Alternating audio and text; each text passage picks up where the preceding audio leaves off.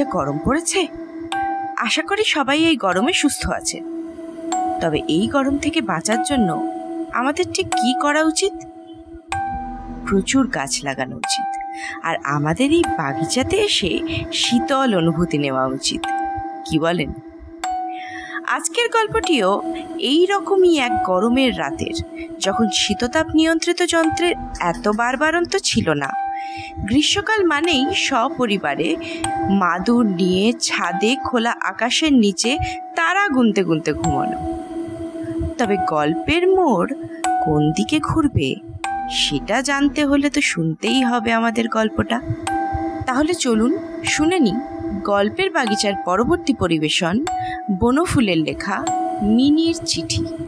ভাষ্যপাঠে আমি শ্রীপর্ণা, লেখকের ভূমিকায় কৌস্তব, নগেনবাবুর চরিত্রে অগ্নিশ, শিবেনের চরিত্রে সুতনু এবং মিমির চরিত্রে শর্মিষ্ঠা। ভাষ্যপাঠে আমি শ্রীপর্ণা, শব্দগ্রহণ ও আবহে অগ্নিশ, প্রচার অলঙ্করণে অগ্নিশ।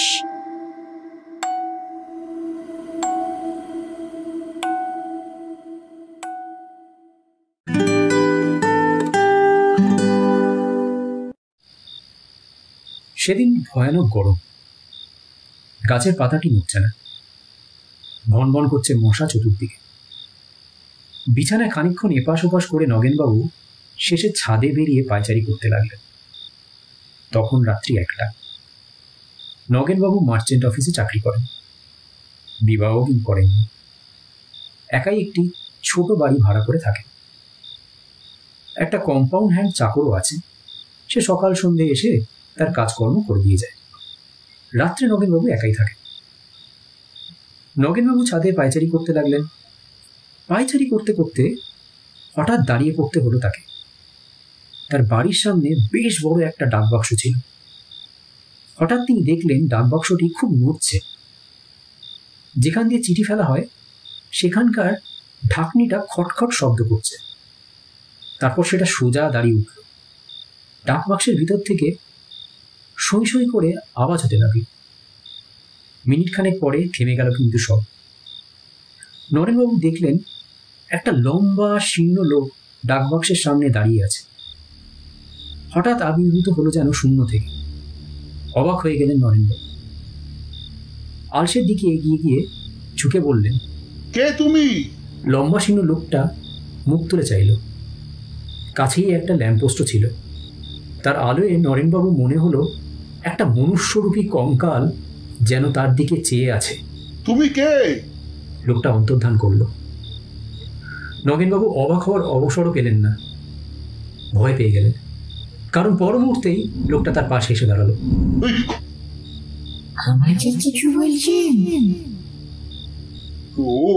ওখানে কি করছিলেন এত রাত্রে? ওই ডাকবাক্সের ভিতর চিঠি আছে কিনা। ডাকবাক্সের ভেতর চিঠি আছে কিনা দেখবে কি করে?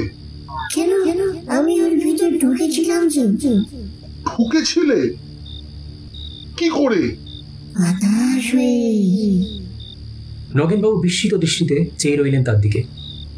লোকটি বলল, আমি আসলে দিন 15 আগে মারা গেছি। মাসখানেক আগে মিনিকে একটা চিঠি লিখেছিলাম।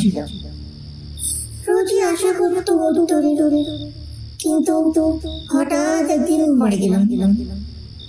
উত্তর পেলাম না। যে বাসায় আমি থাকতো সেখানে রোজই গিয়ে দেখি আমি একবার, কিন্তু আমার লেটার বাক্সে কোনো চিঠি নেই। তাই এখন রাস্তায় ডাক বাক্সগুলো খুঁজে খুঁজে দেখি মিনির চিঠি কোথাও আছে কিনা। অবাক হয়ে শুনলেন নগেনবাবু। আচ্ছা, কাছাকাছি আর কোথাও ডাক বাক্স আছে কিনা বলতে পারেন? নগেনবাবু একথার উত্তরও দিলেন না। প্রশ্ন করলেন, আপনি মারা গেছেন? 15 দিন আগে হঠাৎ হার্ট ফেল করে। অবশ্য সেজন্য আমার কোনো দুঃখ নেই, কারণ এই বাজারে বেঁচে থেকে কি সুখ আছে বলুন।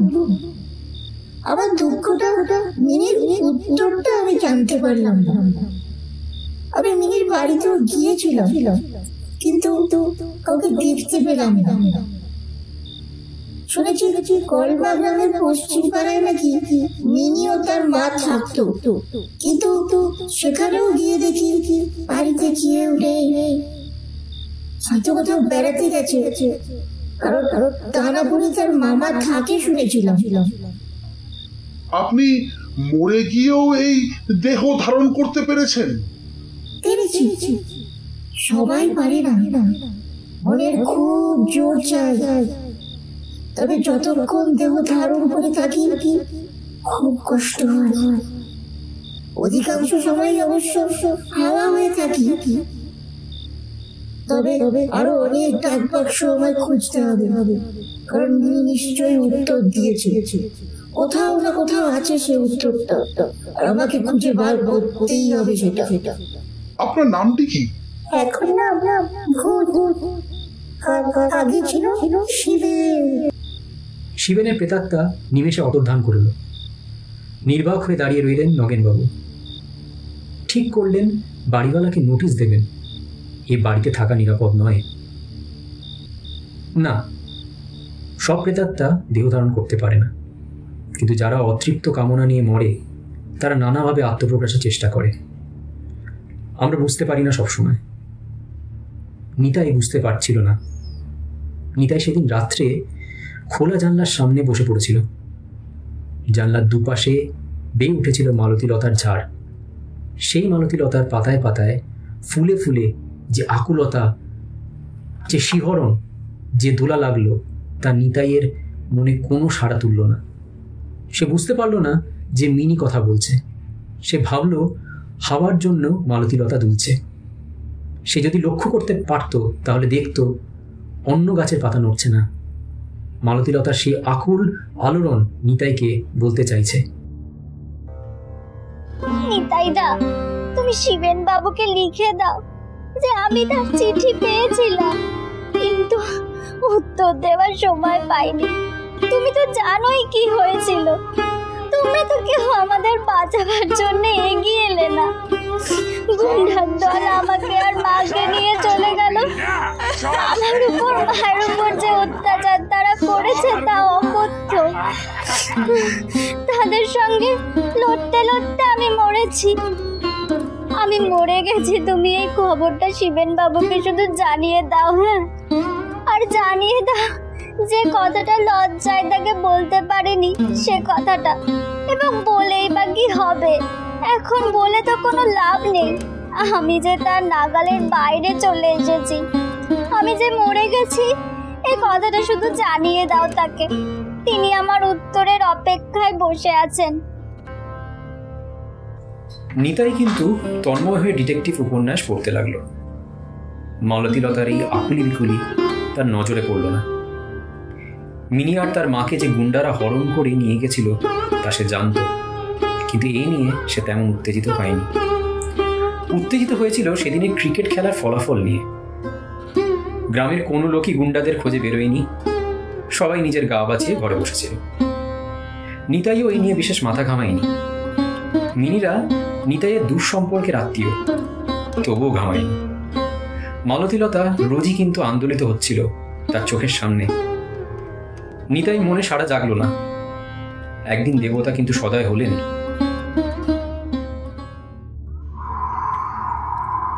রাত্রে ভীষণ ঝড় উঠল একটা।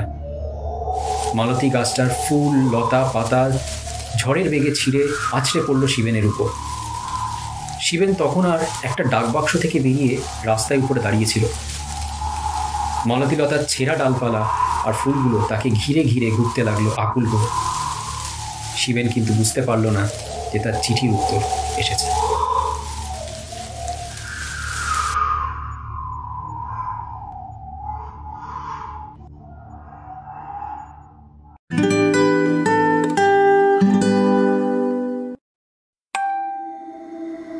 আজকের গল্পটি আপনাদের কেমন লাগলো জানাতে ভুলবেন না নিচে কমেন্ট বক্সে।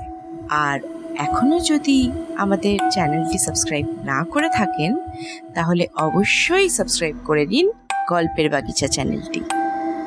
সাথে লাইক শেয়ার করতে কিন্তু ভুলবেন না। আগামী সপ্তাহে আমরা আবার আসছি একটি নতুন গল্প নিয়ে।